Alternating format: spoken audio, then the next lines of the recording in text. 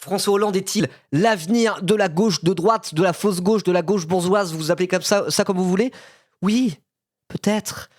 Suite au disaster class Raphaël Glucksmann, en tout cas, de plus en plus, il y a des gens qui se posent la question, est-ce que Hollande, il n'est pas en train de nous préparer un comeback? Est-ce que le meilleur candidat pour cet espace politique-là, social-libéral, gauche bourgeoise, vous appelez ça comme vous voulez, ça serait pas François Hollande finalement?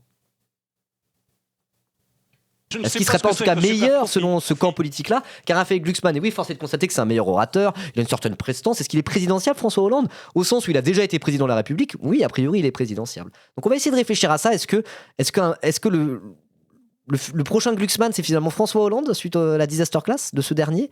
Je ne sais pas. On va voir, mais en tout cas, on va regarder son interview d'hier matin, c'était hier matin, chez Apolline de Malherbe sur RMC, BFM TV, bien sûr. Et puis on va revoir. Voilà, on va revoir. Merci Martin Chaffut. Merci beaucoup Martin Chaffut pour ton tout premier mois d'abonnement. Bienvenue dans la team. Ribo Pitié, non, pourquoi tu dis ça? Tu fais le jeu des médias. Mais non, mais c'est pour l'intro. C'est pour l'intro. Mais moi, après, en vrai, ça m'étonnerait pas que François Hollande prépare un comeback aussi. On va pas parler que de ça. Mais bon. Qu'est-ce qu'il prépare? Qu'est-ce qu'il prépare? C'est ça que je suis en train de me dire. Je vomis. Mais moi, ça me fait gerber aussi. C'est pour ça qu'on va s'énerver contre lui, dire putain, enfoiré. Mais on verra quoi. Remarque, si Hollande y va, LFI a peut-être une vraie chance de gagner. Au premier tour. J'ai même pas envie d'aller partir dans ces trucs de politique fiction là. On va pas parler de ça aujourd'hui, ça me saoule. J'en ai trop parlé. On en reparlera en temps voulu. Voilà. Bref. En tout cas, il va flop. Oui, probablement. Mais après, il y a peut-être une partie des Français qui seraient prêts en mode genre ah bon allez, Hollande. Mais pas nous quoi, pas nous. Évidemment, pas la gauche quoi, tout simplement. Mais une partie des dessus du macronisme qui se dirait au final, est-ce que Hollande, c'est pas ce que Macron aurait dû être? Il est non? Bah allez, Hollande c'était pas si mal. Voilà quoi, il peut y avoir des choses un petit peu de cet ordre-là. On sait jamais. Qui prennent des voix au centre, c'est bon. Oui, voilà, c'est ça. Donc il prendra pas des voix à la gauche avec un grand G. Ça me paraît clair. Bon, bref, allez, c'est parti, interview. Bonjour François Hollande. Bonjour. Par contre, s'il est candidat à la présidentielle en 2027 ou ce genre de choses, s'il nous prépare un bon gros comeback, va falloir que j'apprenne à l'imiter. Il est pas si dur à imiter que ça, François Hollande, mais je l'ai pas encore. Bonjour. Faut parler un peu comme ça. Merci d'être dans ce studio pour répondre à mes questions. Vous êtes bien sûr l'ancien président de la République et vous êtes aujourd'hui député socialiste. Est-ce qu'il est possible... Hollande, je le vois plus en baron noir à préparer la candidature de son poulain plutôt que de se présenter lui-même. Oui, mais c'est qui son poulain? Raphaël Glucksmann, il est trop mauvais orateur. Je crois que si François Hollande essaye sérieusement de préparer une candidature qui correspond à sa ligne politique, Raphaël Glucksmann, ça semblait être ça, mais Raphaël Glucksmann, il pue la merde. Il est trop mauvais orateur. Avec la BAC. Quand je suis avec la BAC, avec Aurélien Rousseau, avec la BAX, dans les Yvelines, on sent la souffrance des policiers. C'est pour ça que je dis qu'avec la BAX, on va arrêter de souffrir. Non, il est trop mauvais. Donc peut-être que François Hollande, il dit bon, son poulain, il va dégager et puis il va prendre le relais. Je ne sais pas. Tout ça est de la politique fiction. C'est quasiment la presse people. C'est pas le plus intéressant. Intéressons-nous plutôt au fond. Hop là. Après, je dis ça parce que j'ai fait mon intro en parlant de ça direct, quoi. Mais il faut bien tirer le chaland. D'ailleurs, le chaland là sur LSC en VOD, abonnez-vous. Voilà. Hop là. Que nous ayons passé notre dernier été en paix. Du coup, j'ai pas suivi. Est-ce qu'il est possible que nous ayons passé notre dernier été en paix? Ah, ok, la question. Ah, est-ce que ça va être la guerre mondiale, monsieur Hollande? Oh, ça va. La question anxiogène, quoi. Tu peux pas dire les choses d'une autre manière? Un peu moins anxiogène, madame? Oui, en paix, au sens où il n'y aura pas la guerre sur le continent européen l'été prochain. Si je vous pose cette question, Oui. c'est parce que l'expression, elle a été utilisée par le ministre de la Défense allemand. Voilà les mots. Attendez, qu'il a est-ce qu'il va parler que de l'Ukraine? Ah, moi je veux qu'il parle de politique politicienne, sinon ça me fatigue. Ok, bon, il y a moyen qu'on le fasse même pas en entier si au moment on a fait le tour là sur l'Ukraine, le service militaire, parce qu'on vient d'en parler. Voilà. il a dit, les Et experts... surtout, je m'en bats les couilles de l'avis de François Hollande sur le service militaire. Vraiment, je m'en branle. Je voulais plus parler du reste, voilà. Notamment du budget et de tout ça, quoi. militaires et les services de renseignement peuvent estimer approximativement à quelle date la Russie aura reconstitué ses forces armées au point d'être capable de lancer une attaque contre un membre de l'OTAN. Certes, nous avions affirmé que cela ne se produirait qu'à partir de 2029, mais cependant, ajoute-t-il, certains estiment désormais que c'est envisageable dès 2028 et même que nous avons déjà connu notre dernier été de paix. Oui, Vraiment, la méta, c'est ça y est, la méta, c'est guerre ouverte, Europe contre Russie, vraiment. On en est là. C'est... Là, genre vraiment médiatiquement, ce qu'on entend, c'est ça. C'est en mode genre, bon bah la Russie, de toute façon, ils vont se réarmer et attaquer l'Europe, donc il faut d'ores et déjà se préparer à se battre contre la Russie. C'est vraiment ça la méta à l'heure actuelle. Waouh. Ou alors c'est Apolline qui est en mode full dooming, je ne sais pas, mais ouais, ou c'est pour justifier l'armée. J'arrive pas à comprendre. J'arrive pas à comprendre si cette espèce de truc de réarmement, etc., c'est vraiment par rapport à la Russie et que premier degré, il y a l'état-major français, etc., qui sont en mode on doit se préparer à la guerre avec la Russie, ou si cette histoire de Russie, c'est aussi un peu utilisé comme une forme de prétexte pour, dans une fuite en avant-guerrière qui en fait dépasse le simple cadre de la Russie.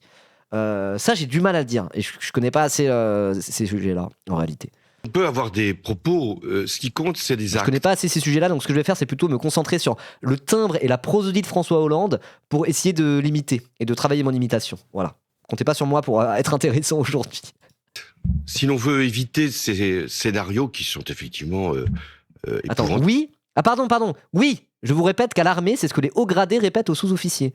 Qu'il faut se préparer à la guerre avec la Russie, point à la ligne, quoi. Aussi simplement que ça. D'accord. Donc c'est pas ce truc du se servir de la Russie comme prétexte pour un réarmement général qui dépasse le simple cadre de la Russie. A priori, dans l'armée, c'est pas trop ce qui se dit. Dans l'armée, ce qui se dit, c'est plus faut se préparer à la guerre contre la Russie. Désolé, je rigole parce que c'est à l'ancienne un peu. Faut se préparer à la guerre contre la Russie, mais on est en quelle année, quoi? C'est ok, ouais, bon. L'idée de la guerre. Ça occupe bien les esprits au lieu de parler de social. Alors oui, quand on regarde le traitement médiatique, etc., là, il y a une séquence là-dessus. Mais bon, regardez ce qui se dit dans l'état-major français, regardez ce qui se dit dans le ministère de la Défense, regardez ce qui se dit dans les services de renseignement et dans l'armée française. C'est pas inintéressant. Genre, on va pas arrêter de regarder ça parce qu'il faudrait parler que de social. Vous voyez ce que je veux dire? Mais évidemment qu'il y a aussi une utilisation médiatique des sujets guerriers pour ne pas parler des sujets de lutte des classes et tout, évidemment. Par rapport à des générations qui n'ont connu que la paix. Si on veut éviter ces scénarios, il faut agir tout de suite. C'est ça le sens de la politique, qu'on soit ministre allemand ou qu'on soit ministre ici en France ou responsable. Qu'est-ce qu'il faut faire? Là, il y a l'Ukraine. On pourrait considérer que l'Ukraine, c'est loin. Non, l'Ukraine, c'est à côté. Et si Vladimir Poutine obtient gain de cause sur l'Ukraine, c'est-à-dire, finalement, absorbe une partie... Il y a la Coupe du Monde en 2026 ? Ah bah merci pour cette information extrêmement importante. C'est vrai. Bon, au pire, il y aura la guerre. Au pire, il y aura la guerre, mais il y aura aussi la Coupe du Monde de football. Donc quelque part, ça va. L'Ukraine.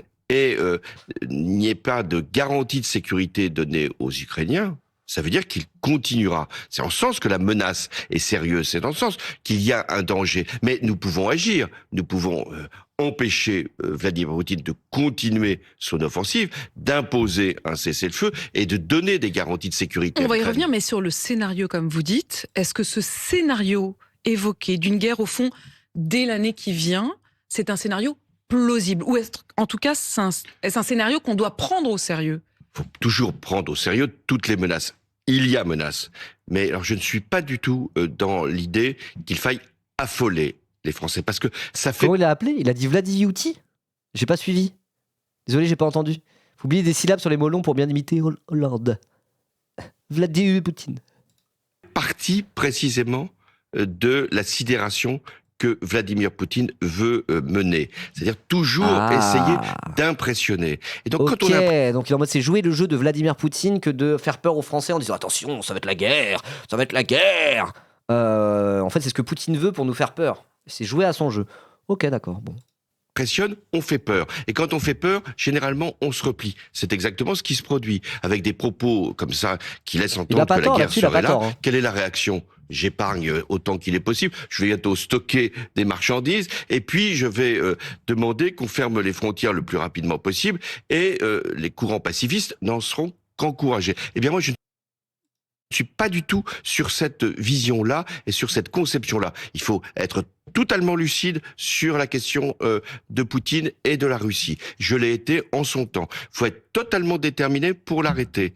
Mais il faut en même temps se préparer à toutes les hypothèses. Mais il ne s'agit pas d'affoler les opinions publiques. C'est ce que cherche Vladimir Poutine. Avouez que Ok, ne pas affoler les opinions publiques parce que c'est ce que cherche Vladimir Poutine, je suis plutôt d'accord avec ça, mais encore une fois, le fait que ça soit François Hollande qui a quand même été chef des armées entre 2012 et 2017 et qu'on a fait quelques-unes des sales guerres quand même, c'est un peu un assez mauvais émetteur pour une tech que je rejoins plutôt, c'est vrai. Du coup, ça me donne envie de faire un petit sondage. Est-ce que vous avez peur de Poutine? Je vous laisse 1 minute, je n'élabore pas, juste avez-vous peur de Poutine? J'ai pas dit avez-vous peur d'une invasion russe ou je ne sais quoi, juste avez-vous peur de Poutine? Oui, non. Vous répondez en votre âme et conscience. La question est volontairement floue. Juste si vous fait peur, parce qu'il a une tête qui vous fait peur, vous répondez oui ou quoi que ce soit. Genre. Moi je vous dis pas pour qui. Non, je vous sais quoi, j'ai pas voté. Ah non, j'ai voté. Non, j'ai pas voté. Ok, hein, c'est partagé. Attendez, je mets le sondage là. C'est vous le chat. Enfin, je dis ça, mais vous êtes déjà juste en haut là, ici. Mais double chat. Double chat. Ok, c'est serré, hein. Est-ce qu'on peut aller vers un 50-50, les amis? Moi, j'ai pas voté, hein. Coucou maman, je passe à la télé. Non, je suis Vladimir Poutine. On aurait pu régler Poutine 6000 fois depuis son mandat. Lui, il visait à soumettre les régions à Al-Qaïda pour pouvoir s'en servir ensuite. Je passe à la télé. C'est vous le chat. Vous passez à la télé déjà sur le chat ici, hein. Vous passez à la télé tout le temps, hein. Ok, donc c'est extrêmement serré. Attendez. Je vais juste voter au dernier moment pour pouvoir avoir un 50-50 parfait. S'il en manque un. 98, 99 99 100 quelque part. Parfait. Égalité parfaite. Donc ouais, il est un peu flippant Poutine quand même. Il est un peu flippant. Alors après, je pense que tout le monde trouve Poutine assez inquiétant, le personnage. Hein. Je veux dire, tu vois Poutine, t'es en mode genre waouh, le mec fait flipper. C'est quoi ce gars là? C'est quoi ce gars ultra froid qui tient d'une main de fer son pays, fait la guerre partout? Le mec est objectivement effrayant, quoi. Voilà. Et je pense que ceux qui ont voté non, c'est j'ai pas peur de Poutine au sens où j'ai pas peur que la Russie envahisse l'Europe demain, quoi. Ou non, ça va, on en fait un peu tout un fond avec ça. Je pense que c'est ça que vous vous dites. Mais en tout cas, voilà. Partagez effectivement Poutine quand même un peu effrayant, le gars. Hein. Un peu effrayant. Bon, ok. Allez, on continue. Le chemin est un peu étroit et quand vous entendez les propos du chef d'état-major des armées ici en France, qui a dit qu'il fallait... Oui, bon, il a une sale gueule, mais c'est un naze. Une parodie de Tsar, où il donne la papate. Dans mode genre, c'est un gros nul, Poutine. Poutine, il est quand même extrêmement puissant dans le monde. Hein. C'est un espèce de dictateur d'une puissance militaire qui se fait réélire à 90% en étant dans un régime autoritaire archi-vénère. Dire c'est un gros nul, Poutine se cuck, bon, vas-y, va lui dire en face, tu finiras dans un goulag, mon ref. Hein.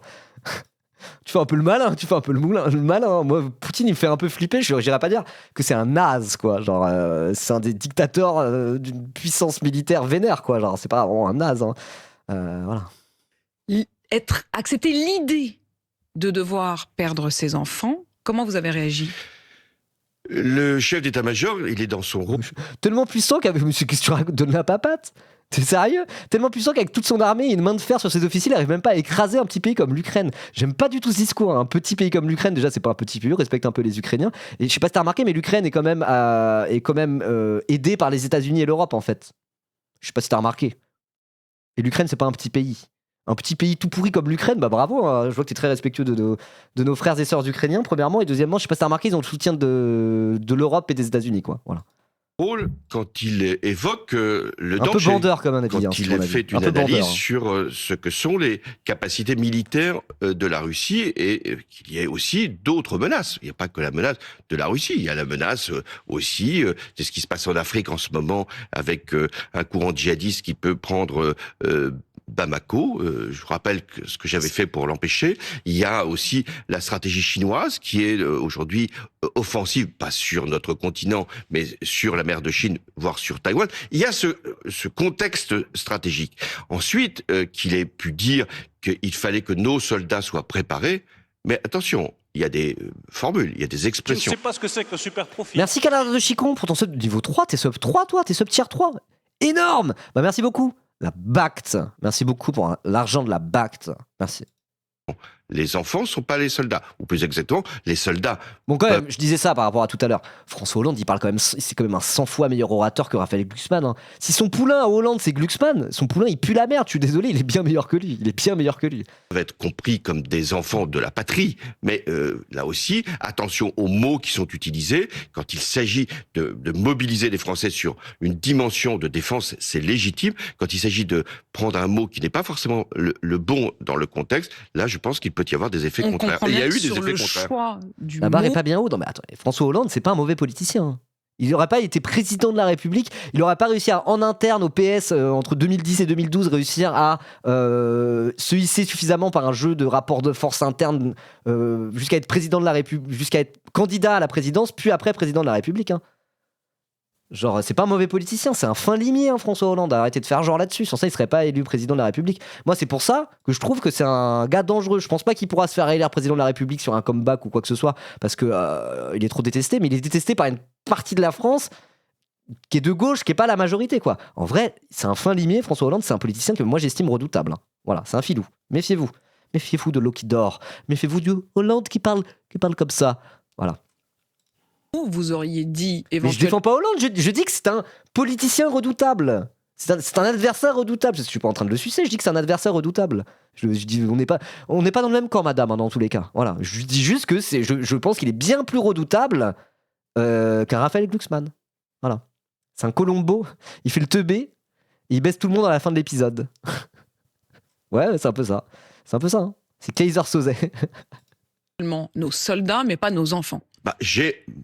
Comme président de la République, vous méfiez-vous du flanc qui florpe, exactement. Rappeler ce qui a été ma responsabilité. J'ai envoyé des soldats combattre. Il y a eu des morts de soldats. Il y a eu des morts au Mali. Hollande. Et avant. Alors je vais vous donner cet avis brûlant. Non, c'est pas un avis brûlant, j'enlève. C'est pas un avis brûlant. Moi, j'ai déjà voté Hollande, ouais. En 2012, contre Nicolas Sarkozy, après avoir voté Jean-Luc Mélenchon au premier tour. Et je l'assume totalement. Moi, je l'assume totalement, il n'y a pas de souci avec ça. Voilà. La même en 2012. Celui qui me cancel parce que j'ai fait Méluche premier tour, Hollande deuxième tour en 2012, quand j'avais 18 ans, et que c'était Hollande face à Sarkozy. Vous êtes des crétins, mais personne va me cancel. Voilà, il y en a plein sur le chat, vous avez fait ça déjà. Pareil, compréhensible et tout. Bah oui. Je regrette même pas vraiment. C'est tellement Sarkozy à l'époque, je me suis dit bon. En fait, j'avais aucune confiance en Hollande déjà, alors que j'avais 18 piges et j'étais déjà un peu politisé, que j'étais en mode mais Hollande c'est la gauche de merde, tout ça c'est des traîtres. Mélenchon ça a l'air mieux. Du coup, j'ai voté Mélenchon premier tour. Et après, il y avait Hollande Sarkozy, je me suis dit, ouais, je déteste Sarkozy. Je vais voter Hollande. Voilà. Sans espoir, hein. J'étais pas du tout enthousiasmé. Voilà. Il y avait eu des morts, vous le saviez, en Afghanistan, même si j'ai mis fin à la présence des troupes françaises. Il y a eu des morts. Donc à partir de là, nous savons qu'il y a toujours des opérations militaires qui peuvent engendrer, hélas, des tragédies.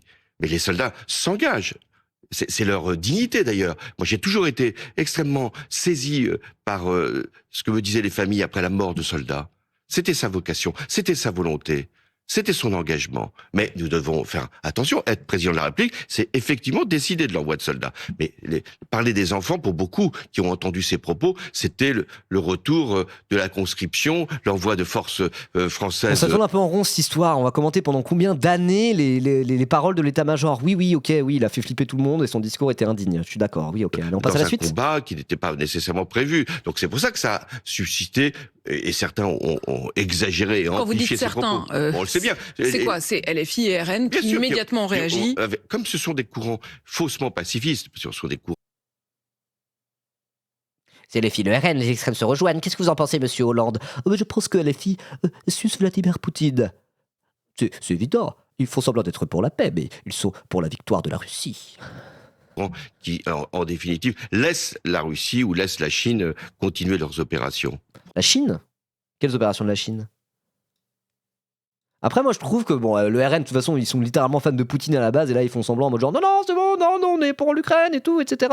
Pour le RN, carrément. Moi, je trouve que parfois, je suis pas tout à fait précisément sur la ligne de LFI par rapport à l'Ukraine. Voilà, je suis plus sur la ligne du NPA anticapitaliste. Voilà, je n'élaborerai pas, la flemme. Dans tous les cas, ferme ta gueule, Hollande, parce que là, il est en train de tracer un trait d'égalité sur le rapport à la Russie entre LFI et le Rassemblement National, c'est ce qui est faux. Moi, je trouve que le discours de LFI, parfois, il a presque pas une forme de...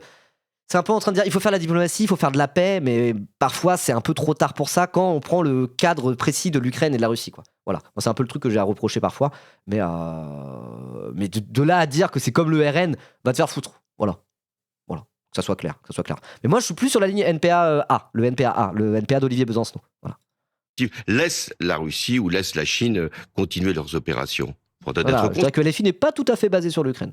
Ça, moi, je suis prêt à le dire, mais Hollande, c'est pas ce qu'il dit. Hollande, il est en mode le LFI comme le RN sont des partis qui sont faussement pacifistes. Ce sont des partis pro-russes. Ouais, non, nique ta mère, voilà. Quand même. Donc, à partir de là, ils ont saisi... Pour vous, ils sont pro-russes?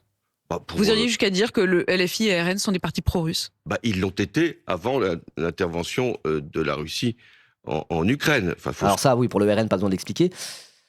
j'avoue que LFI, il y a eu certains moments, il y a certains trucs, en vrai, de Mélenchon à l'époque, pour ceux qui s'en souviennent, ça a choqué plein de gens. Hein. Non, mais moi, je vais pas défendre Mélenchon gratuitement pour faire bloc, je suis pas devant Apolline de Malherbe, on est entre gauchistes, quoi. Mais je veux dire, Mélenchon, au moment de la guerre en Syrie, où il a dit Poutine fait du très bon boulot en Syrie contre Daesh. Poutine, c'était l'allié de Bachar al-Assad qui balançait du gaz, je sais plus quoi, sur des populations civiles. Genre, en vrai, pas LFI, plus Mélenchon que LFI, ouais. Plus Mélenchon que LFI, c'est vrai. Mais par le passé, il y a eu des trucs de Mélenchon, moi, je suis pas du tout d'accord avec ça. Hein. Je suis pas du tout d'accord avec des trucs et à un moment donné les procès il a été un peu pro-russe à un moment donné de sa carrière, notamment pendant la guerre en Syrie. Moi je peux pas vraiment leur donner tort, hein. Je peux pas vraiment leur donner tort. Il a été un peu campiste nul et je sais qu'il y a des gens qui sont encore choqués par ce truc là et quand j'avais invité The Sniper AOE pour parler de la guerre civile russe et de la révolution russe, etc.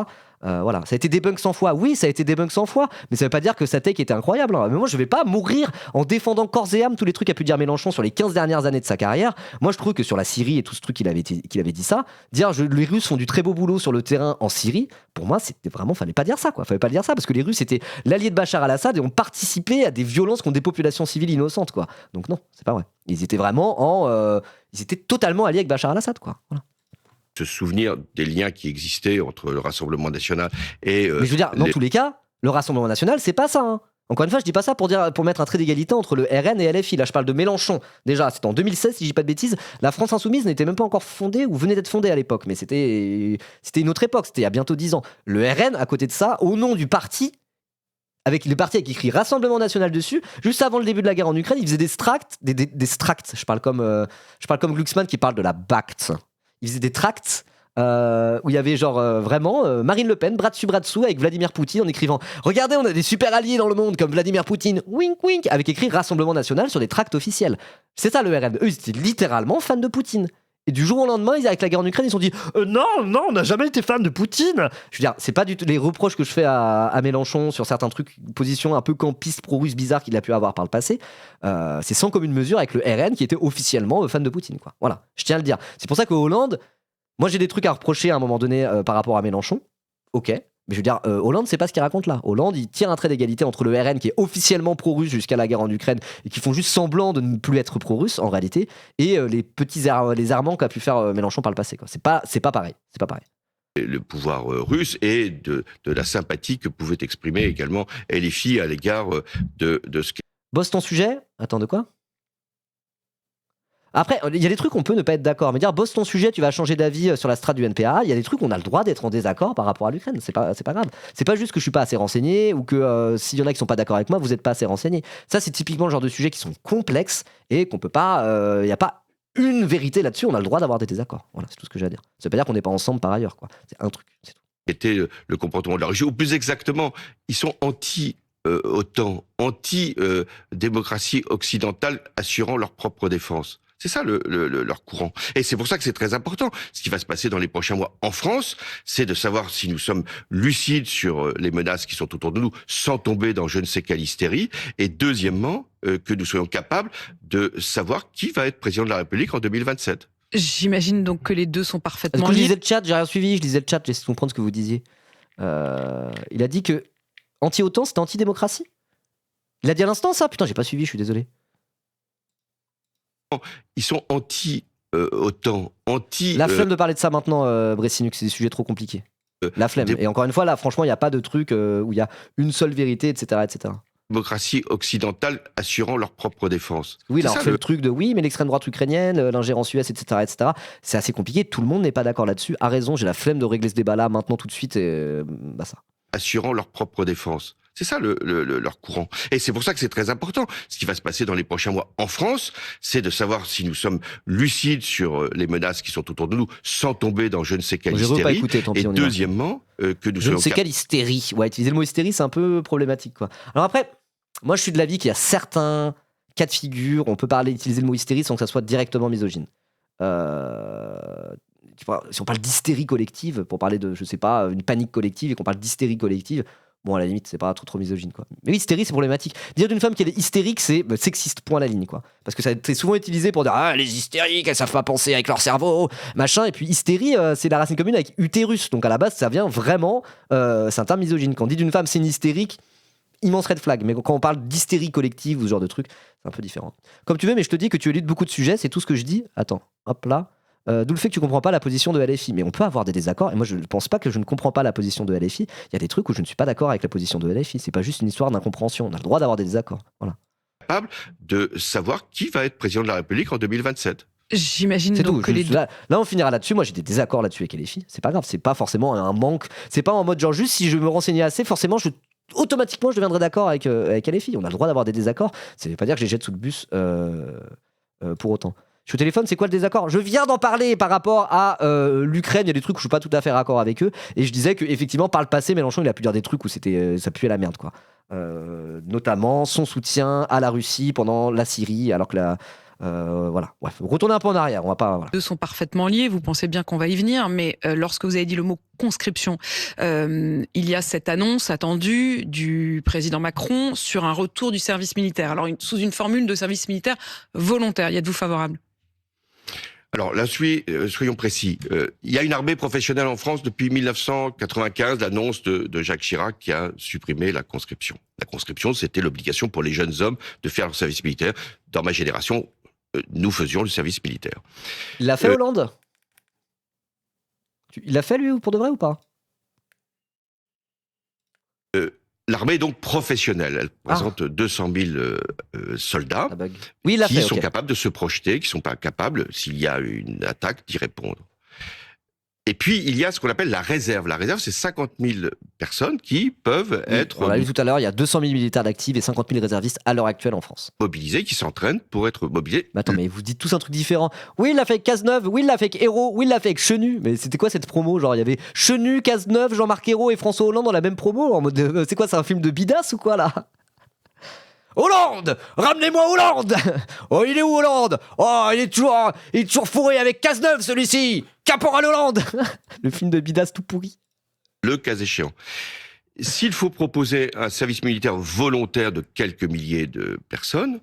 franchement, la flemme là de faire tout le débat sur l'Ukraine, etc. Il y a des messages dans le truc, mais je vais pas y répondre parce que j'ai trop la flemme. Le truc de la ligne de LO par rapport à la ligne du NPA, par rapport à la ligne de LFI. Oui, bah LO ils trouvent qu'ils sont pro-OTAN, le NPA il trouve qu'ils sont un petit peu campistes, LFI trouve que machin bidule. La flemme d'avoir ce débat là maintenant tout de suite parce que c'est trop compliqué et voilà quoi. Moi je dirais que j'ai l'impression que moi je suis un peu sur une ligne qui est plus proche de celle du NPA. Évidemment ceux qui sont pas sur cette ligne trouvent que bah du coup c'est un peu atlantiste. C'est un débat qui est pas tranché et là on va pas le trancher tout de suite maintenant, voilà. De la même manière ceux qui sont sur une position plus LO trouvent que c'est une position un peu naïve de juste dire il faut faire la paix et que les travailleurs de tous les pays s'allient contre leur bourgeoisie nationale. On peut trouver ça un petit peu naïf et la position de LFI on peut la trouver un peu campiste. En gros ça serait ça, voilà. Donc c'est choisissez, soit il y a des gens ils vont vous trouver un peu naïf, soit il y a des gens ils vont vous trouver un peu campiste, soit il y a des gens ils vont vous trouver un peu atlantiste. Mais dans tous les cas, voilà, il y a un peu ces trois positions-là et on ne pourra pas tous se mettre d'accord d'un claquement de doigts comme ça. Voilà, on en parlera à d'autres occasions, vous inquiétez pas. Mais je veux dire, c'est des désaccords qui sont légitimes et qui ne doivent pas entraver le fait qu'on est des camarades, quoi. Voilà, moi c'est juste, j'irai pas plus loin que ça là-dedans. Voilà. Je pense que déjà on peut tous être d'accord là-dessus. Ensuite, le débat, il ne sera pas réglé tout de suite. On peut se recentrer sur François Hollande, s'il vous plaît.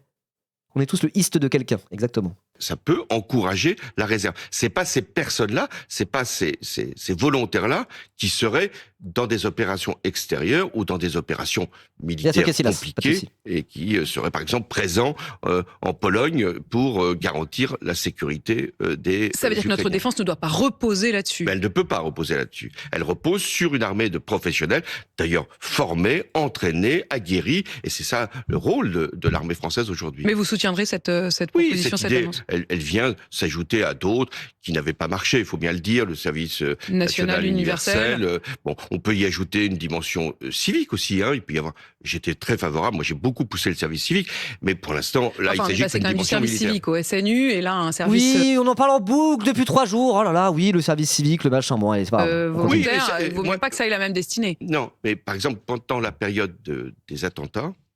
Perso, j'y crois pas au retour du service militaire, mais Garcam, c'est annoncé aujourd'hui par Macron. C'est un service militaire volontaire, donc ça s'appelle un service national volontaire. Mais c'est une forme de service militaire optionnel. Mais ouais. 10 ans. Tu veux dire, tu crois pas au retour du service militaire obligatoire à l'ancienne ? Moi, j'y crois pas trop non plus. En réalité, pour une simple et bonne raison, c'est que déjà, Avant, il y avait la division homme-femme, quoi, qui disait qu'il y avait que 50% des Français qui faisaient leur service militaire. Là, du coup, si on mettait un service militaire obligatoire, ça serait mixte, obligatoirement, en Big 2025. À l'ère du wokisme. Donc ça serait 100% des jeunes hommes et jeunes femmes de 18 ans qui font leur service. Ça me paraît bizarre. Considérablement gonfler les réserves. C'est un peu le même processus. Il faut permettre à des personnes qui sont volontaires de pouvoir remplir un certain nombre de fonctions, de tâches, mais qui ne sont pas des tâches liées au combat. Un mot sur l'Ukraine. Donald Trump, cette nuit, se dit optimiste. Et puis, il n'y a plus de thunes. Non, mais ils vont trouver... Si c'est pour l'armée, ils trouvent la thune. Ça, ils l'ont dit. Et même, il y a même des directives européennes qui vont dans ce sens-là.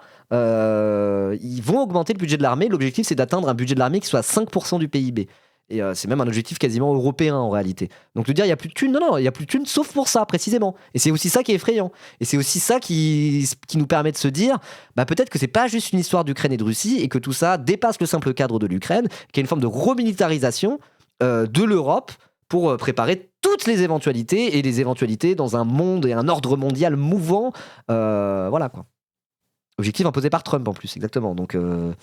Là-dessus, il y a de la thune, justement, c'est un peu ça le problème. C'est que on va être prêt à un moment donné, la fin, ça va être sacrifier notre modèle social pour tout mettre dans la guerre et dans l'armement, quoi. Et qui va être les grands gagnants de tout ça, avant tout les industriels de la défense, quoi. Les marchands de canons, comme on dit.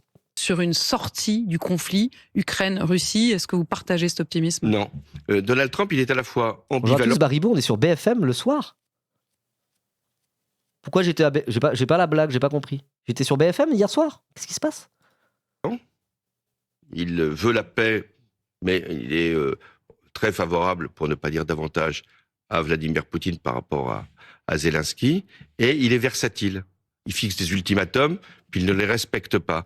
Là, il envoie M. Witkoff, c'est-à-dire son conseiller, qui est franchement, maintenant c'est connu, pro-russe. Donc la paix russe serait en définitive une fausse paix. Ce serait même la poursuite de la guerre. François. Ok. Versa Trump ? Je croyais qu'il était bottom de quoi ? Ah, je savais pas la blague. Trump versatile. Trump switch. Je connaissais pas. Je savais pas qu'on disait versatile pour switch. Switch, je savais ce que ça voulait dire. T'as votre top bottom switch. C'est bien ça. Et on dit versatile ou versa, ça veut dire switch en français ? C'est ça ? C'est bien ça ? Top, bottom, Versa. Ouais, c'est ça, ok. Je savais pas. Ah oui, excusez-moi d'être... On a plus le droit d'être hétéro en 2025, c'est ça ? On a plus le droit d'être hétéro ? Qu'est-ce que je dois faire pour que vous... Non, je rigole, je vais refaire la vieille blague de con. Je plaisante, bien sûr. Force à tous mes homosexuels du chat. Que vous soyez top, bottom ou Versa, du coup, le mot que j'ai appris aujourd'hui. Ribo 6 het mental. Non, mais je connaissais déjà top, bottom et switch. Je savais pas que switch en français, on disait Versa, quoi. Voilà. On peut être hétéro et switch 1. Oui, c'est vrai. Bon, bref. Ouais, François Hollande. Comment on fait ? Parfois, je me demande si je n'ai pas deux hommes face à moi.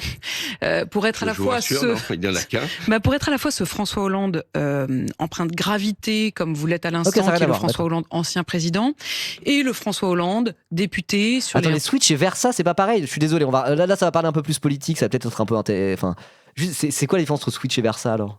Expliquez-moi.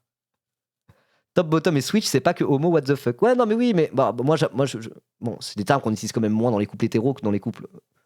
C'est quand même un peu lié historiquement, c'est un peu lié au milieu gay en France, non ? De dire top, bottom, switch.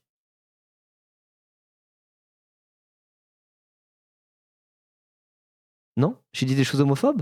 Vous êtes en train de me outwalker pour me mettre mal à l'aise ? Oui ? Ouais, bah si. Versa, c'est complètement un terme gay, arrêtez. Est-ce qu'il y a des gays dans le chat pour me dire mais arrêtez, vous êtes des forceurs, bien sûr que c'est un truc. Si t'inquiète, ok. Bon bah voilà, mais c'est quoi la différence entre Versa et Switch ? J'aimerais juste savoir ça, personne me l'a dit. Nintendo Switch. Versa, c'est avec top et bottom, c'est pas par rapport à la pénétration, et Switch, si tu pratiques pas la sodomie. Ok. Bon. Je dois encore me former sur certains sujets. Donc je dois me former sur 2 sujets, c'est ça et la guerre en Ukraine. Ok. Comme vous l'êtes à l'instant, qui est le François Hollande ancien président. Donc oui, allez, on revient en arrière. Hommes face à moi. Ah d'accord, non ok c'est bon, je crois que j'ai compris. Il y a un terme, switch, c'est un terme qui est plus utilisé chez les gays, là où le milieu Versa, ça serait plus utilisé avec dom, sub dans les milieux plus BDSM, c'est ça ? Donc c'est pas la même chose. Bon allez, on s'en bat les couilles. Allez, la Russie, François Hollande. Russe serait en définitive une fausse paix. C'est faux, mais vous n'êtes tous pas d'accord les uns avec les autres. Ok, bah là c'est pour ça, moi j'arrête de comprendre. Okay. Même la poursuite de la guerre. François Hollande, comment on fait ? Parfois, je me demande si je n'ai pas deux hommes face à moi pour être à la fois pour être à la fois ce François Hollande empreint de gravité, comme vous l'êtes à l'instant, qui est le François Hollande ancien président, et le François Hollande député sur les rangs de l'Assemblée, au milieu de ce qui ressemble, en tout cas aux yeux des Français, de plus en plus à un véritable théâtre. Comment on fait pour être les deux ?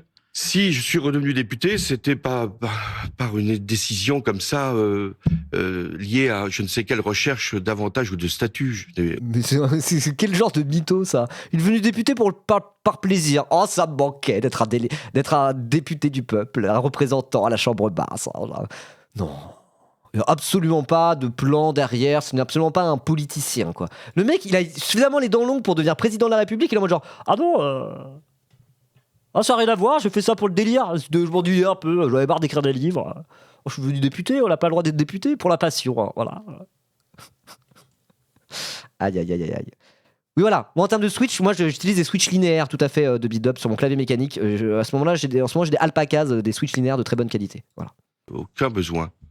Si je suis redevenu député, c'était pour... Si je suis redevenu député... éviter que l'extrême droite puisse être majoritaire l'année dernière. Immense mytho, non mais qu'est-ce qu'il raconte ? C'est toi qui as fait le NFP ? C'est toi qui as participé à l'union de la gauche pour permettre à l'extrême droite de ne pas être premier groupe à l'Assemblée ? Il a rien fait, il est venu se greffer au dernier moment en mode genre « Salut, moi aussi je fais partie du NFP maintenant, dans ma circonscription Corrèze ».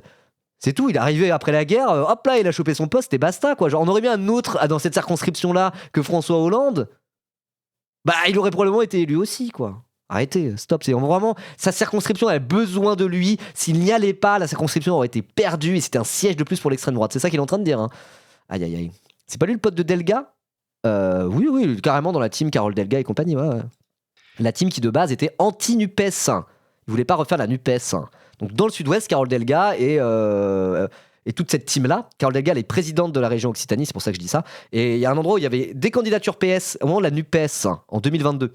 Il y a eu des candidatures PS dissidentes qui n'étaient pas dans l'accord de la NUPES et c'était dans les circos de Carole Delga, quoi. Voilà. Et Carole Delga, elle était contre la NUPES, elle a fait perdre des sièges de la NUPES en 2022 à l'époque. Et au final, l'heure était grave avec le NFP en 2024 et du coup, l'union a été encore plus large que la NUPES. Mais du coup, François Hollande, à la base, il était anti-unioniste en 2022 et en 2024, là, il est redevenu un peu unioniste juste pour aller gratter son siège de député comme un crevard. Voilà la vérité.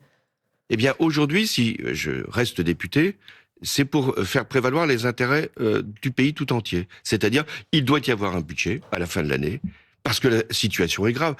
Comment pourrait-on justifier, alors que nous venons... C'est très bien, en qualité d'ancien président de la République, on peut très bien faire une loi spéciale de reconduction du budget précédent. Après, on peut remettre les débats à plus tard, et puis même refaire une loi spéciale derrière, qui soit pour réajuster sur l'inflation tous les trucs, et puis voilà, c'est possible. On l'a fait l'année dernière, la loi spéciale. De reporter le budget 2024 sur l'année 2025 et régler les questions budgétaires à les remettre à plus tard. Ça n'a pas coulé la France, ça n'a pas changé grand-chose en réalité quand on regarde bien. Donc dire, tout ça faut besoin d'un budget, c'est absolument essentiel. Non, il y a des lois spéciales justement si on ne parvient pas à avoir de budget. On traverse une crise suffisamment grave pour arrêter de vouloir backdash, ne pas aller dans le... dépolitiser toute cette crise-là en disant non, on va s'allier avec les macronistes pour avoir un budget. Ça va. Évoquer les menaces qui pèsent, que nous n'ayons pas d'augmentation de notre budget de la défense, que nos forces armées ne pourraient pas être entretenues. Ok, d'accord, c'est pour ça, lui. Ok, d'accord, c'est pour ça qu'il veut un budget, parce que si on ne vote pas de budget en 2025, pour l'année 2026, on ne pourra pas augmenter l'argent alloué à la guerre. Ok, d'accord, super. Je parle aussi de l'éducation, de la santé. Nous avons besoin, non pas de... Le budget est austéritaire, de quoi il parle ? Nous avons besoin d'un budget pour la santé et l'éducation. Le budget, là, la copie actuelle, là, sur le PLFSS, typiquement, pour la santé.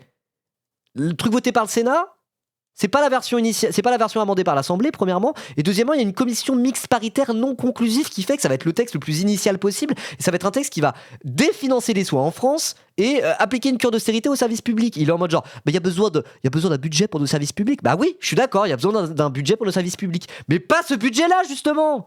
Vaut mieux encore reconduire le budget de l'année précédente, ça sera moins terrible, quoi. Le seul vrai argument, ça serait de dire, on a besoin d'un budget d'austérité pour réduire notre déficit. S'il disait ça, ok, il est honnête. Il est de droite, mais il est honnête. Mais là, il fait semblant d'être de gauche tout en étant de droite et il est juste malhonnête, quoi. Même dépenses que l'année dernière, nous avons besoin d'investissement. Au moment où donc, on se parle, ça passe pas. Je fais en sorte, ma parole dans les discussions qui peuvent avoir lieu, de faire prévaloir l'idée qu'il faut un compromis et qu'il faut un budget. Sauf qu'au moment où on se parle, ça ne passe pas. Oui. Si ça doit passer en tout cas par le vote, il est très vraisemblable au moment où on se parle que ce budget ne soit pas voté. Elle prendait pas cette Apolline de Malherbe. Déjà, le projet de loi de finances a été rejeté direct à l'Assemblée unanimement. Il repart au Sénat, mais tout ça va mener à rien. Ils vont pas voter le budget, quoi. Parce qu'au pire, il va repartir au Sénat pour revenir dans une version encore plus de droite. Donc il n'y aura pas de majorité pour voter le truc. Et pour le PLFSS, là, je vous ai dit, il a été voté au Sénat, mais version full droitos. Et la commission mixte paritaire sur le PLFSS est non conclusive. Et donc, du coup, retour à la case départ. Donc là, le budget ne sera pas voté. Point à la ligne, c'est tout. Une question se pose, faut-il renoncer à se priver du 49.3 ? Nous verrons bien. Pour l'instant, c'était le choix du Premier ministre. Attends. Monsieur le Parti Socialiste, c'était quoi la condition sine qua non à chercher du compromis pour le budget ? C'était justement le refus du 49.3. Il y avait deux conditions. Première condition, refus du 49.3. Deuxième condition, suspension de la réforme des retraites. Déjà, la suspension, c'est un vieux décalage tout pourri. Et en plus, le 49.3, il pourrait finir par l'utiliser. Mais de toute manière, c'était évident que ça allait finir comme ça, parce que s'engager à ne pas utiliser le 49.3, ça n'a aucun putain de sens de base. S'engager à ne pas utiliser le 49.3, ça voulait dire s'engager à ne pas pouvoir faire passer le budget, parce que de toute façon, il n'est pas voté. Donc maintenant qu'on sait qu'il ne sera pas voté, moi je suis d'avis qu'effectivement, qu'il fasse un 49.3, parce que c'est ce que la Constitution veut à un moment donné. Et le 49.3, au moins, ça sera un moment de vérité. Est-ce que le PS censure en cas de 49.3, ou est-ce que le PS laisse passer le budget par 49.3 ? Soit il y a un 49.3 parce que le vote n'est pas passé. Vous faites un 49.3 et au moins ça sera clair. Soit le PS vote la censure et du coup tout ça n'aura servi à rien. Le PS aura juste fait perdre du temps à la France, n'est-ce pas ? Et donner un sursis à Macron. Soit du coup effectivement le PS sont en mode genre il y a un 49.3 et le PS fait on a besoin d'un budget, désolé. Et du coup on laisse passer le 49.3. Et si c'est ça, ils trahissent l'intégralité de ce qu'ils ont dit juste avant. Donc autant qu'on fasse un 49.3, ça sera un moment de vérité. Et pour le PS, ça voudra dire quoi s'il y a un 49.3 ? Ça voudra dire choisissez le PS. Soit vous choisissez entre deux solutions. Soit vous votez la censure. Parce que je rappelle qu'un 49.3 ouvre automatiquement une motion de censure. C'est le principe. En gros, c'est on passe de force. Si vous n'êtes pas d'accord, vous nous censurez. Voilà.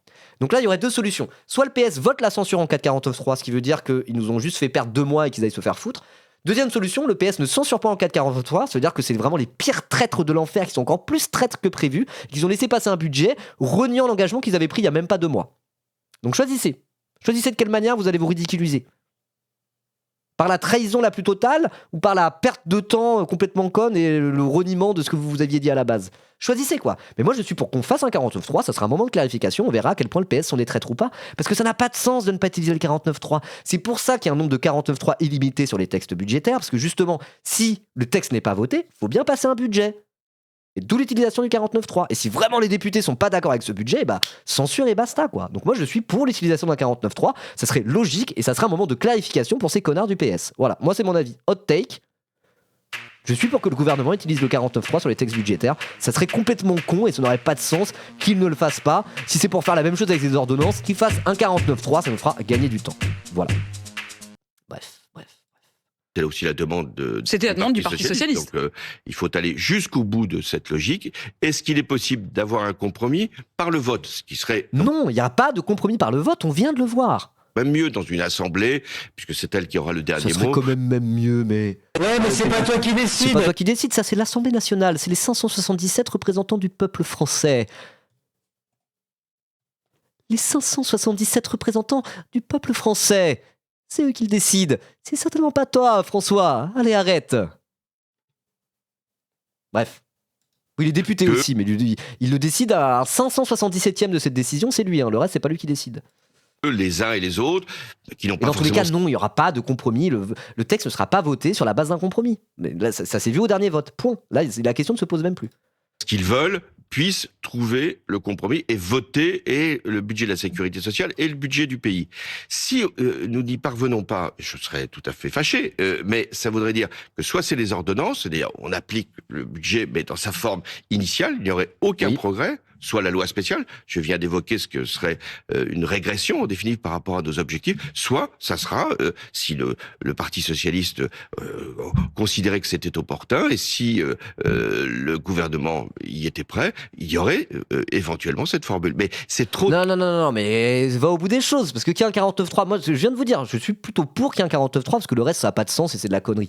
Et c'est même limite mieux que des ordonnances, parce qu'au moins ça ouvre à une censure automatique. Vous voyez ?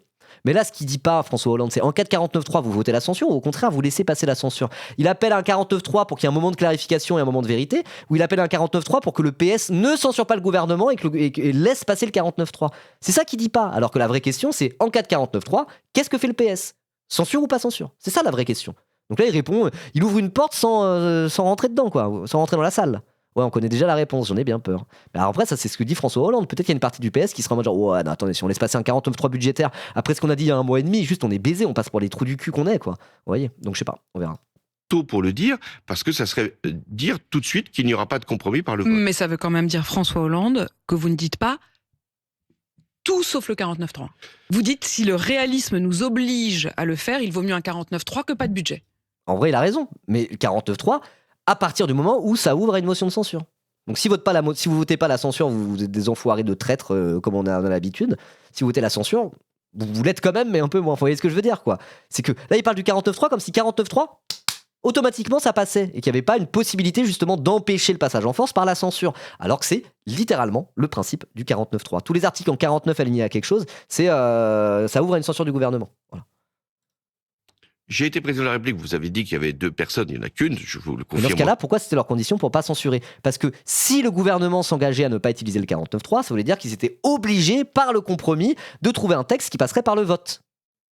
Sur le papier. Mais le truc, c'est qu'ils n'ont pas trouvé de compromis qui aboutisse à un texte qui puisse passer par le vote. Donc effectivement, ça n'a pas marché, c'est de la merde, donc faites-le le 49.3. C'est une façon de dire, les négociations et la stratégie du PS et de Lecornu n'a pas fonctionné, c'est de la merde.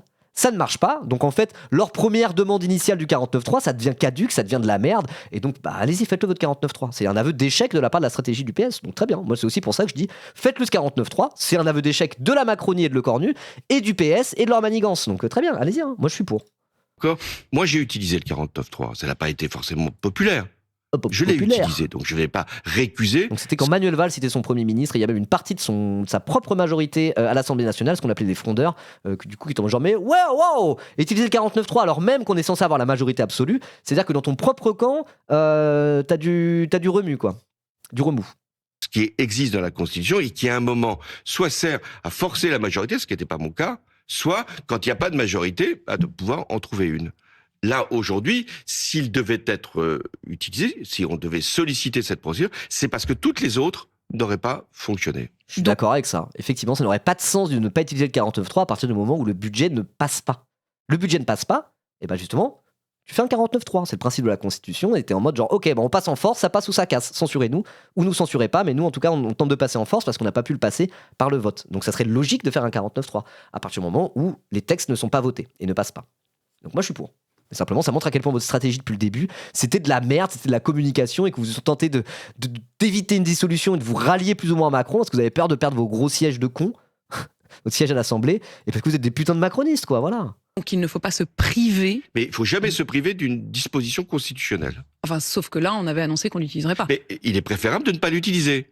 C'est préférable. Et encore aujourd'hui, le Sénat n'a pas terminé. Vous parlez pour rien dire. Le Sénat n'a pas terminé. On verra. Peut-être qu'avec une bonne surprise, on arrivera à voter un budget. Non, le budget ne sera pas voté. Admettez-le. Et donc, il est en train de dire, si le budget est voté, super. C'était l'objectif de ne pas utiliser le 49.3. Par contre, s'il n'est pas voté, 49.3. Et je suis d'accord avec lui. Mais simplement, le budget ne va pas passer, on le sait déjà. Donc simplement dit, j'appelle à l'utilisation du 49.3 parce que de toute manière, c'est ce que veut la Constitution à présent. Et donc encore une fois, la vraie question qui se pose, c'est en cas de 49.3, que fait le PS ? Censure ou pas censure ? Et là-dessus, je pense que tout le monde n'est pas d'accord au sein du PS. Voilà. Son travail, la commission mixte paritaire ne s'est pas encore réunie. La commission mixte paritaire s'est réunie pour le PLFSS, elle est non conclusive. Voilà, monsieur le président. Encore une deuxième lecture. Alors je sais que c'est très compliqué pour les Français, mais enfin bon. Pas pour moi, j'ai tout suivi, c'est mon métier. C'est pas compliqué pour moi et j'en arrive à la conclusion de dire que François Hollande, t'es un enfoiré de menteur et un traître. Le 15 ou 20 décembre, il y aura une décision à prendre. Ce que je trouve très intéressant, François Hollande, c'est que pour vous avoir suivi les uns et les autres, vous n'avez jamais dit à l'avance que le 49.3 était souhaitable. Donc, il est en effet parfaitement normal que vous ayez tous tout tenté pour éviter le 49.3. La petite différence, c'est que cette fois-ci, de manière très solennelle, le Parti socialiste avait demandé qu'il n'y ait pas de 49.3. Le Premier ministre s'y était engagé. On arrive au bout du chemin. Certes, il reste encore quelques jours. Pas encore. Il reste quelques jours pour un retournement de situation. Mais au fond, au bout du chemin, on se dit, se priver du 49.3 est une erreur. Si on disait on s'en priverait pour toujours, oui, ce serait une erreur. Si on disait aussi on ne va pas continuer à chercher un compromis, ce serait une erreur.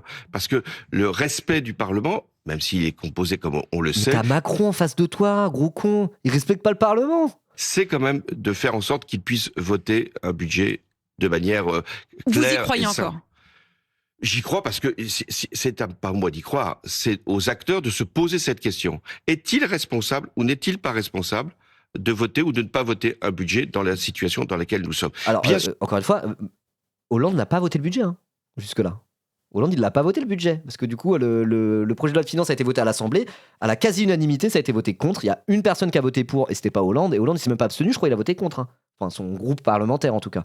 Donc, qu'est-ce que tu racontes ? Il est en mode genre, il y a peut-être encore à Chebas, il faut voter un budget pour être responsable. Bah là, pour l'instant, t'as été irresponsable, ça veut dire, parce que tu l'as pas voté le budget. Bon. Ça n'a pas de sens. Bien sûr que ce ne sera pas un budget de gauche, bien sûr que ce ne sera pas un budget tel que le gouvernement l'aurait souhaité ou qu'une partie de la droite l'imaginait. Mais ça sera le budget de la France parce que nous avons besoin de ses dépenses et de ses recettes. Et il y aura des efforts à faire, et notamment pour les plus fortunés. Alors justement, au Sénat, l'un des amendements socialistes qui vient d'être déposé, selon les informations de mes confrères... Il s'est abstenu le PS ? Il n'a pas voté contre ? Bon, je sais pas, mais en tout cas, il n'a pas voté pour, quoi. Voilà. Des Échos, ce serait de contraindre les plus fortunés à faire crédit à l'État, à prêter à taux zéro à l'État. Vous soutenez ? D'abord, quand on demande une contribution aux plus fortunés, c'est quand même par l'impôt. C'est ainsi qu'on le fait. D'ailleurs, ça vaut pour les plus fortunés comme pour les autres. On vous demande pas de prêter de l'argent à l'État. On vous demande de payer vos impôts si vous êtes dans les situations qui le justifient. Oui. Bah là, c'est la même chose. De quoi, pardon ? Par rapport à Hollande ? Ce truc c'est nul le système de crédit ? Bah ouais, c'est au mode genre, taxer les riches ? Non, on va leur demander de l'argent à taux zéro. Comme ça, bah voilà, la charge de la dette sera moins faible. Ouais, bientôt on va faire l'aumône, c'est vraiment ça. Alors après, ceci étant dit, c'est déjà précisément ce qui se passe. Hein. La dette de la France, ça sort d'où ? C'est quoi ce déficit ? C'est emprunté sur les marchés financiers. Et c'est même pas à taux zéro, c'est avec un taux défini par la Banque Centrale Européenne, etc. etc. quoi. Donc en fait, c'est déjà ça. Hein. Le déficit de la France, c'est on emprunte sur les marchés financiers, c'est déjà une forme d'emprunter de l'aumône en émettant de la dette obligataire. Et donc, du coup, il y a des gens qui décident de prêter à la France, contre quoi la France leur rembourse avec un petit taux d'intérêt. C'est déjà ça. Hein. C'est déjà ce qui se passe. Hein. C'est déjà ce qui se passe. Donc, limite, faire des prêts à taux zéro, bah ouais, ça serait peut-être pas plus mal. Mais du coup, c'est vraiment se coucher devant la bourgeoisie possédante et devant ceux qui ont la thune, quoi. Mais c'est déjà ça, hein, emprunter. Sauf que c'est pas à taux zéro. Et donc c'est pour ça qu'effectivement, normalement, un État, c'est censé lever l'impôt et taxer. C'est pas censé demander gentiment à ses contribuables les plus fortunés des prêts à taux zéro. Les prêts, ça se fait sur les marchés financiers quand il y a du déficit. Et sinon, tu taxes, quoi. Voilà, c'est ça. Donc effectivement, c'est une espèce de solution d'entre-deux qui entérine le fait que la France va mendier à la bourgeoisie au lieu de leur reprendre ce qu'il aurait dû, quoi. Il y a des mesures à prendre fiscales sur les plus fortunés. Et puis, il y a une possibilité patriotique qui serait de dire, bah écoutez, vous allez donner, en plus de vos impôts, une partie de votre épargne pour qu'elle soit investie dans les dépenses publiques et remboursée au bout de quelques années. Mais c'est pas une contribution volontaire, ce serait une contribution obligatoire. C'est-à-dire, ce serait, vous nous prêtez, mais vous n'avez pas le choix. Oui, c'est-à-dire, vous avez le choix, d'abord... de payer un impôt, quand même, ça, vous n'avez pas un choix, c'est même obligatoire. Ouais, il parle mal, là, c'est obligatoire. Alors après, si on oblige des gens pétés de thunes à faire des prêts à taux zéro à la France et ça permet d'emprunter moins sur les marchés financiers et que ça réduit la charge de la dette, bon, je vois l'avantage à faire ça plutôt qu'à emprunter sur les marchés financiers, à la limite. Mais je veux dire, c'est des choses qu'on ne devrait pas faire si on taxait à hauteur de ce qui devrait être taxé les riches et les multinationales, qui échappent totalement à l'impôt. Donc je veux dire, c'est une solution de rechange qui n'est pas satisfaisante. Si c'est ça, c'est on admet. On va dire, je vois un peu l'intérêt d'un point de vue macroéconomique. Je vois un peu l'intérêt du truc, je comprends un peu la démarche. Mais je veux dire, si on commence à faire ça, ça veut dire qu'on admet le fait qu'on n'arrive pas à taxer les riches, qu'on n'arrive pas à taxer les multinationales, qu'on n'arrive pas à taxer à leur juste valeur des gens qui échappent à l'impôt. C'est-à-dire qu'on admet ça, on dit ok, on avoue notre impuissance fiscale par rapport à la bourgeoisie possédante et à la place on devient des mendiants auprès d'eux. Donc je vois l'intérêt macroéconomique, on veut dire, mais c'est surtout un aveu d'échec de la politique fiscale de la France face à ceux qui fuient l'impôt.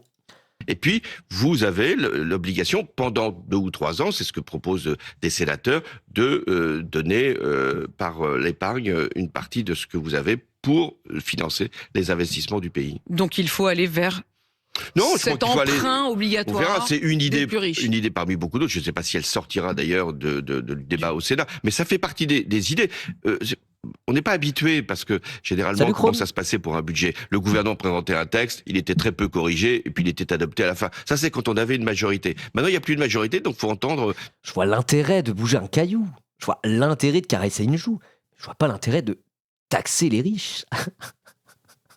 Tous ceux qui expriment des propositions ou des initiatives. Qui peut battre Jordan Bardella? Changement d'ambiance d'un seul coup. Changement d'ambiance. Ah, t'as annoncé ton truc? Tu m'attaques dessus? Attends, je l'annoncerai juste après, une fois qu'on aura fini ce petit react.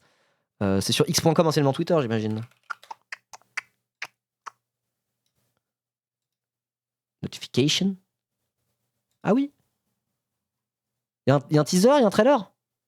Ou pas? Oui, il y a une vidéo de 3 minutes? Énorme! Vas-y, elle est où? Je la trouve pas. Ah, elle doit être là. Ben non, chaîne son contenu.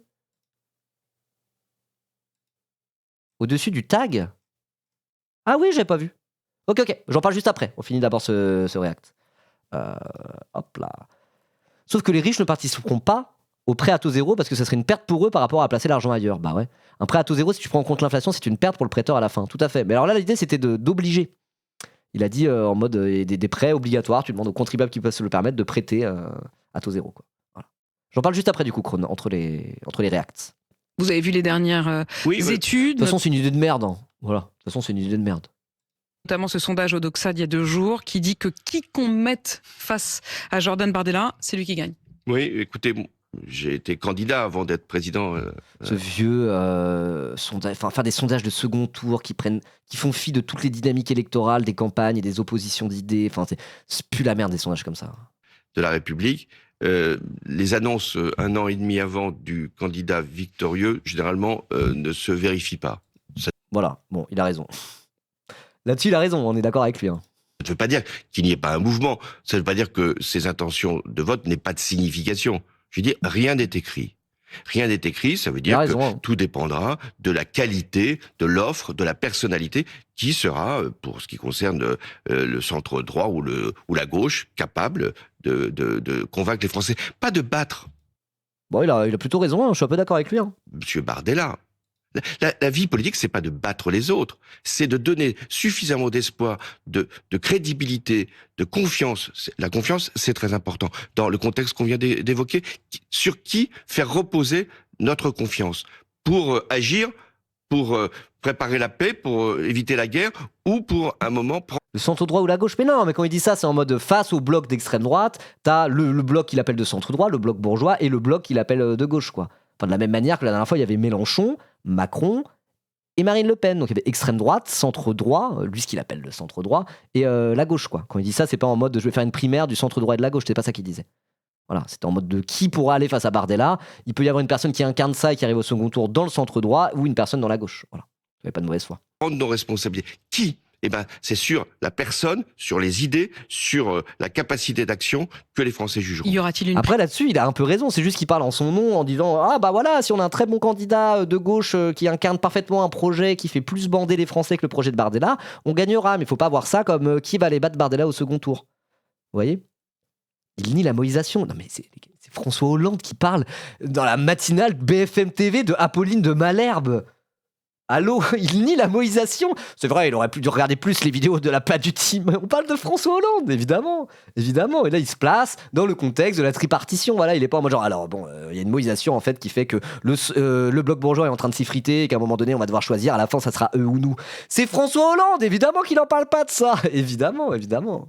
Alors, selon le sort graphique, il faut pas m'envoyer moi. Évidemment qu'il va pas dire ça. Alors. Vous êtes sérieux? Maire, y êtes-vous favorable?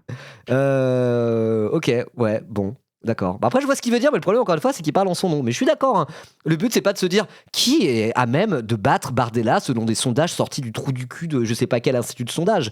C'est pas ça. C'est pas comme ça qu'il faut réfléchir à la présidentielle. Il faut réfléchir en qui peut avoir un programme suffisamment cool pour les Français et incarner suffisamment bien cette proposition politique. Et là, peut-être qu'à la fin, on pourra battre l'extrême droite. Là-dessus, je suis tout à fait d'accord avec lui. Sauf que lui, il le dit, sous-entendu, il faut que ce soit une gauche la plus molle possible. Une gauche alliée avec une partie des macronistes pour pouvoir battre Jordan Bardella. Il le dit pas, mais c'est un peu ce qu'il pense, quoi. Donc, son constat, je le partage, mais vu la position dont il parle, not in my name, quoi. Enfin, voilà. Vous voyez ce que je veux dire. idées d'action que les Français jugeront. Y aura-t-il une primaire ? Y êtes-vous favorable ? Je n'ai jamais été favorable aux primaires. Je pense. J'ai jamais été favorable, mais il a gagné une primaire. Il a déjà fait des primaires. En 2012, il a été élu, il y avait une primaire socialiste. Moi, j'ai jamais été favorable aux primaires. T'es devenu président de la République grâce à une primaire. Ouais. Selon le sein graphique, c'est pas trop une noisette, Hollande. Bah oui, c'est une des deux branches du casse-noix, justement. On est d'accord. Enfin, ça vous avez plutôt C'était DSK. Oui. Non, après, il y a une primaire après DSK, non ? Parce qu'il y a eu une primaire qui a été gagnée par DSK, puis après DSK s'est fait éjecter, et lui il est arrivé deuxième à la primaire. C'est un truc comme ça ? Je me souviens plus. Mais oui, il y avait une primaire socialiste à la base. Bah ouais, c'est ce que dit Apolline de Malherbe. J'étais favorable aux primaires. Je pense enfin, ça vous avez plutôt réussi. Oui, mais dans un parti. C'était une primaire dans le Parti Voilà, socialiste. Si. Il avait fait une primaire dans le Parti socialiste. En 2012, il y avait eu une primaire. Oui. 100%. Il y avait une primaire socialiste. 2012, je m'en souviens, j'ai voté. Primaire citoyenne de 2011, je m'en souviens, moi je suivais déjà la politique à l'époque. Regardez. La primaire citoyenne de 2011 fait référence à l'élection primaire organisée par le PS et le Parti radical de gauche afin de désigner leur candidat commun à l'élection présidentielle de 2012. Gagnant, François Hollande, du Parti socialiste. Je ne sais pas ce que c'est que ce super profit. Et ouais, il a gagné une primaire face à Martine Aubry.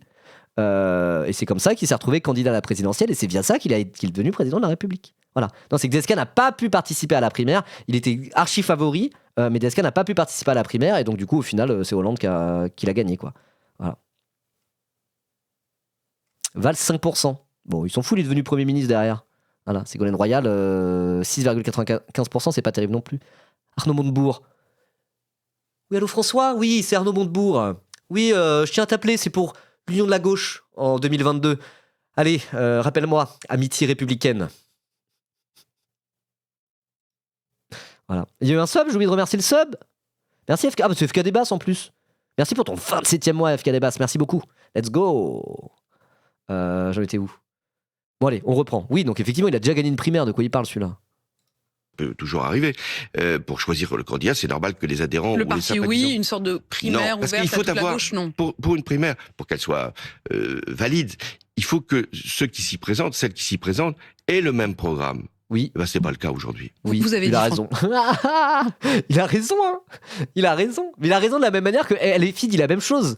Mais c'est parce que justement, il y a les deux gauches qui n'ont pas le même programme, qui ne peuvent pas s'accorder, qui n'ont pas vocation à faire partie du même espace politique. La gauche de rupture, LFI et compagnie, la gauche, la fausse gauche, la gauche sociale libérale d'accompagnement, bourgeoise, macrono-compatible, vous l'appelez comme vous voulez, qui représente François Hollande à la perfection. Donc effectivement, là-dessus, il dit la même chose que LFI, c'est-à-dire, ça sert à rien de faire une primaire la plus large possible, puisque de toute manière, il y a deux pôles de la gauche entre guillemets, qui sont incompatibles et qui n'ont pas vocation à présenter le même programme. Donc à partir d'un moment, cette histoire de primaire est caduque. Donc là-dessus, François Hollande a la même analyse que par exemple LFI, mais en étant de l'autre côté. Voyez. Mais c'est normal qu'ils se rejoignent là-dessus. Les deux, LFI comme le PS, ou en tout cas le PS hollandien sûr et certain, Olivier Faure, il continue à faire oui, non, on aimerait bien faire une primaire, il veut jouer sur tous les tableaux en même temps. Hein. Et François Hollande, il a l'honnêteté de dire, en tant qu'homme du PS, il a l'honnêteté de dire, ça sert à rien de faire une primaire, nous on veut partir de notre côté, on va pas s'allier avec Jean-Luc Mélenchon, on défend pas le même programme. Et LFI dit la même chose, nous on va pas participer à votre primaire, on va pas participer à une primaire avec le Parti Socialiste, on n'a pas le même programme, on n'a pas la même vision. Donc là, en vérité, ouais, on est d'accord avec François Hollande là-dessus, lucide finalement. François Hollande, que vous étiez redevenu député pour faire battre, pour permettre à ce qu'il n'y ait pas le RN. On le sent bien dans les dernières études. Alors même si vous dites 1 an et demi avant, oui, mais en tout cas la dynamique du côté du RN, elle est testée partout. Est-ce qu'il faut à un moment ou à un autre que vous-même vous alliez plus loin ? Est-ce que vous envisagez, ou en tout cas est-ce que vous ne fermez pas la porte à l'idée d'être un nouveau candidat ? Là on est bien chez sur un plateau télé, hein. Vraiment les journalistes, surtout les gros journalistes mainstream de plateau, quoi. Les annonces à la présidence, etc. Ça se fait pas dans la presse régionale, dans la presse quotidienne régionale. Donc là, Apolline de Malherbe, elle est vraiment en mode genre, allez, je tente, on sait jamais. Le Saint Graal pour une Apolline de Malherbe ou n'importe quel journaliste de plateau télé, les gros journalistes qui interviewent vraiment des présidentiables, c'est le Saint Graal, c'est d'arracher à l'interlocuteur un oui, je vais me présenter à l'élection présidentielle. Voilà. Candidature qui il est bien mon Hollande ou pas du tout ? Mon imitation de Hollande, vous en pensez quoi ? Ça va, il y a un truc, faut que je la travaille plus, hein. Mais il y a un truc ou pas ? Que les Français soient convaincus. Ce qui la bosser, compte, ouais. c'est la dynamique qui est supposée non pas simplement enrayer une autre dynamique, mais convaincre les Français que c'est que vers cette force-là qu'il faut aller. Eh bien moi, il a raison. Je vais tout faire pour que dans les prochains mois, c'est pour ça que je ne veux... Il a raison, mais la force dans laquelle les Français doivent aller, moi, c'est pas la tienne, François Hollande. Mais c'est après, pourquoi je dis il a raison ? Parce qu'il a raison, c'est juste qu'il n'est pas dans le même espace politique que nous. Mais il a raison, il parle de son espace politique à lui, mais après, il y a un côté en mode lucide, honnête, quoi. Il est en mode genre, on doit travailler à faire venir un maximum de Français vers notre projet pour gagner la prochaine présidentielle. Bah oui, c'est vrai, moi je suis d'accord, mais juste mon projet c'est pas le tien, François Hollande, mais sinon je suis d'accord, ouais. C'est un peu la bonne vision à avoir, quoi, plutôt que de faire des espèces de calculs arithmétiques en se disant si on a l'union la plus large possible, patati patata. Non, il faut concentrer les choses sur un projet à même d'amener les Français à voter pour nous. Je suis parfaitement d'accord avec lui, simplement, c'est pas le même projet que je souhaite, mais sinon voilà. Il y ait une crise supplémentaire ou un chaos, on a besoin de temps jusqu'en 2027 pour que cette force positive, parce qu'il faut être positif. Mais vous ne dites pas non. Non, moi je vous dites si la chance, je vais pas rentrer. Vous l'avez même dit, vous avez dit si la chance est là, il faut la saisir. Oui, bien sûr, ça fait partie de ce qu'est la vie, mais les Français sont tellement lassés de ces annonces de candidature que c'est pas la bonne démarche. La bonne démarche, c'est de créer la force. Et puis la personne... Ouais, mais François Hollande, la force, c'est essayer de la créer à la convention de Bernard Cazeneuve l'autre jour avec ton poulain Raphaël Glucksmann, où vous lui mettez des grandes tapes dans le dos en mode c'est notre héros, c'est notre champion. Et Raphaël Glucksmann pue la merde et est nul à chier, et c'est très mauvais orateur, et il est déjà en train de s'effondrer. Donc normal qu'on se dise, mais attends, est-ce que ça serait pas toi au final, quand même ? Le bulldozer de la politique, ancien président de la République sur le retour, qui est quand même un peu plus fin que certains de ses camarades comme Raphaël Glucksmann, bon... Normal qu'on se dise ça, normal qu'on se pose la question. Vous allez voir, va surgir. En tout cas, vous y croyez. Voilà, mais c'est là qu'on voit que c'est un fin limier. Ibo t'en touche, il disait non, le but c'est de travailler à faire héberger notre force politique, et puis la question de l'incarnation se posera plus tard. Je veux dire, c'est un fin limier, hein, Hollande, c'est un politicien redoutable, hein, il sait ce qu'il fait. On ne devient pas président de la 5ème République en étant un mauvais politicien. Quand je dis un bon politicien, ça veut dire qu'il sait mentir au bon moment, tatati tatata. Ça veut pas dire qu'il est basé, ça veut pas dire que je partage ses idées, mais faut se méfier. Je trouve qu'il est un peu redoutable quand même. C'est de créer la force. Et là, on voit que dans la manière dont il a de parler, par rapport à la disaster class de Raphaël Glucksmann, on est quand même sur un autre niveau. Voilà. Et puis la personne, vous allez voir, va surgir. En tout cas, vous y croyez toujours à ce budget. Merci François Hollande d'avoir répondu à mes questions. Ouais, voilà, il veut pas se cramer, on est qu'en 2025, exactement. Il est pas con. Il joue sa game, mais j'ai l'impression qu'il la joue pas si mal. Vous voyez ce que je veux dire ? Qu'il la joue pas si mal. Hélas pour nous, évidemment. Hot take, il regarde la patte du team pour avoir 2 coups d'avance et se replacer. Alors, sur le graphique, moi, c'est vrai que je suis plutôt en haut à gauche. Mais il faut justement aller chercher les classes qui sont plus bas placées sur le graphique. Le duel Hollande-Mélenchon aux élections, c'est vraiment un truc de manga avec les 2 anciens qui se tapent depuis 200 ans. Mais oui. Vous imaginez, il y a 2 candidatures de gauche, 2 ou 3, je sais pas, mais les 2 pôles de la gauche en 2027 sont représentés par Hollande et Mélenchon. Si c'est ça, c'est un truc de zinzin, parce qu'ils se connaissent depuis 1000 ans et ça a toujours été des rivaux au sein du Parti Socialiste. Ça serait, politiquement, ça serait fun un peu, quoi. Ça serait genre, waouh! D'un point de vue du narratif politique, ça serait vraiment popcorn, quoi. Popcorn. Alors après, bon, je vais pas élaborer ma ligne politique sur le niveau de popcorn qu'on puisse manger en regardant ce qui se passe, hein. Mais voilà, quoi. Ok, alors je voulais montrer juste ça aussi, parce que là on parle un peu de politique politicienne, etc. Bon, bah il y a certaines personnes de gauche qui sont pourtant pas LFI, qui eux ne se privent plus de chier un peu sur le PS, alors même que ce sont des unionistes, comme par exemple ce bon vieux Benjamin Lucas dont je vous parle tout le temps. Voilà. D'un point de vue shonen, c'est JLM qui gagne, c'est vrai. Mais la vie n'est pas un shonen, j'en ai bien peur. Sans ça serait trop simple. Voilà. Sans ça, on sait qu'on gagne à la fin, logiquement.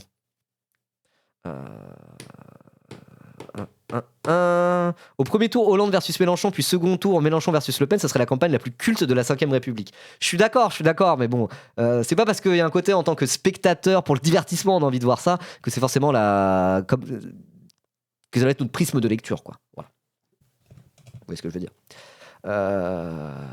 Ouais, donc en tout cas, il y a des gens de gauche qui sont pourtant pas LFI, hein, qui sont pourtant des unionistes convaincus, comme Benjamin Lucas, qui chient un peu sur le PS. Donc je vais juste finir en vous montrant ça, et puis après, vous êtes pour on passe à la suite. Cet emprunt forcé? Je suis ni pour ni contre, bien au contraire. Ah, j'ai la flemme, ça reparle de trucs dont on a déjà parlé. Vous savez quoi, on regardera Benjamin Lucas pour plus tard. Et en fait, j'ai la flemme.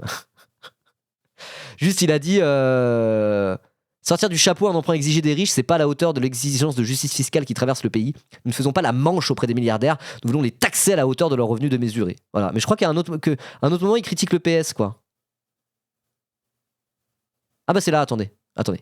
On va regarder ça quand même vite fait. On s'est battu pour ça. On a débattu de plein de choses sur la fiscalité. Et on découvre, une fois que le débat a eu lieu, une proposition comme ça qui sort du chapeau et qui est quand même beaucoup moins importante, beaucoup moins forte, beaucoup moins audacieuse. C'est cette fameuse proposition de demander des taux zéro aux riches de ce pays, et après, des prêts à taux zéro aux riches de ce pays, et après on les rembourse, et qui est défendue plus ou moins par le PS. Et donc là, il va en profiter pour taper un peu sur le PS, je crois. Beaucoup moins juste, de mon point de vue aussi, que ce qu'on a proposé ensemble, communistes, écologistes, socialistes compris, et insoumis. C'est une autre proposition. J'en sais rien que c'est mort. Vous savez, les débats parlementaires, ils sont ce qu'ils sont. Mais oui, d'accord, dans ce cas-là, on peut dire tout est mort. Alors, je vous dis, la prochaine étape, c'est quoi? On fait la collecte, on fait la quête à la sortie des conseils d'administration. Je pense que là, il faut pas non plus faire le gag permanent, uniquement pour trouver des deals avec le gouvernement. Il faut pas aller... on a eu le décalage temporaire, provisoire de la réforme des retraites qu'on a fait passer pour une victoire. C'est qui lui? C'est un député Génération qui est dans le groupe écologiste. C'est un peu ce qui se fait de plus basé juste à droite de LFI, vous voyez, genre. Après, il y a des députés PCF qui sont très bien aussi, hein. Genre Stéphane Peu, il a tenu la ligne jusque-là, le groupe, chef de groupe parlementaire, il n'y a pas de souci, quoi. Mais voilà, parce que lui, c'est un unioniste convaincu. Ouais, c'est un amoniste, exactement. Et moi, avoir des unionistes convaincus taper sur le PS, je prends. Je pense que c'est... Moi, j'aime bien voir ça. Ça me fait plaisir. Je trouve que c'est un bon signal. Digne des 40 heures et des congés payés, bon, c'est mieux que rien. Hein. Enfin, c'est presque rien. Là, on a un emprunt au lieu d'avoir le retour de l'ISF ou la taxe Zuckman. Honnêtement, vous m'excuserez si je ne saute pas de joie cet après-midi chez vous. Même si je suis content d'être avec vous. Je vous excuse. Ok, donc il est en mode, ouais, le truc du petit pas et que de toute façon, t'es là juste pour faire des compromis avec le gouvernement, ça va 5 minutes où normalement, on doit être plus ambitieux que ça. Bon, je suis assez d'accord, hein. Je suis assez d'accord. Bon, on voit la flemme de parler de Benjamin Lucas maintenant. On en reparlera bientôt. D'ailleurs, j'ai envoyé un message à Chris de la Pas du Team pour lui proposer éventuellement de tenter de faire un live spécial politique électorale, union de la gauche, etc. etc. Et lui, il est chaud a priori. Voilà, alors j'espère ne pas vendre la peau de l'ours avant de l'avoir tué. Mais lui, il est chaud pour le faire. Et je lui ai dit, moi j'aimerais trop faire ça avec Stefano Palombarini. Il m'a dit, ah ouais, ça serait trop bien.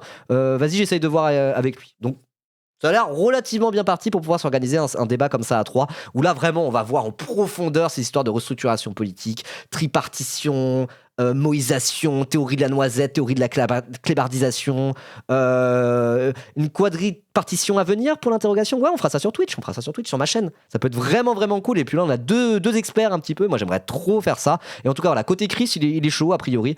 Donc à voir, et j'en ai parlé un peu avec Chris, et juste après j'ai vu que Stefano Palombarini m'a follow sur Twitter, donc je sais pas exactement ce qui est en train de se tramer, mais... Je ne sais pas voilà. ce que c'est que le super Donc affaire à suivre, il n'y a rien de garanti pour l'instant, j'espère que ça va se faire, mais en tout cas j'ai déjà commencé un petit peu à... Et voilà quoi, ça peut être trop bien. Ça peut très bien. Stefano basé, Chris éclaté, bah c'est parfait du coup voilà, parce qu'ils analysent chacun à leur manière beaucoup tout ce qui est politique électorale, tendance électorale, restructuration, etc. Donc s'ils sont pas tout à fait d'accord, ça sera d'autant plus intéressant. Voilà. Donc je suis très content de lire ton commentaire, Marcel Patulacci. Parce que si on est juste là à tous être d'accord et faire bon, ça sera aussi moins intéressant quoi. Vous voyez. Bref. Il faut qu'il y ait matière un peu à débat. Mais sachant que le but, ça serait de faire un débat, on réfléchit tous ensemble, ce ne sera pas de l'opposition d'idées frontale, quoi. Bref, affaire à suivre, mais en tout cas, j'y travaille. Merci Sal1312S2 pour ton 9e mois d'abonnement. Merci beaucoup. Et puis, j'ai même pas fait ma conclusion. Bah voilà, si vous regardez la VOD, là, vous avez été jusqu'au bout, François Hollande. François Hollande. Ouais, il casse les couilles celui-là. Abonnez-vous.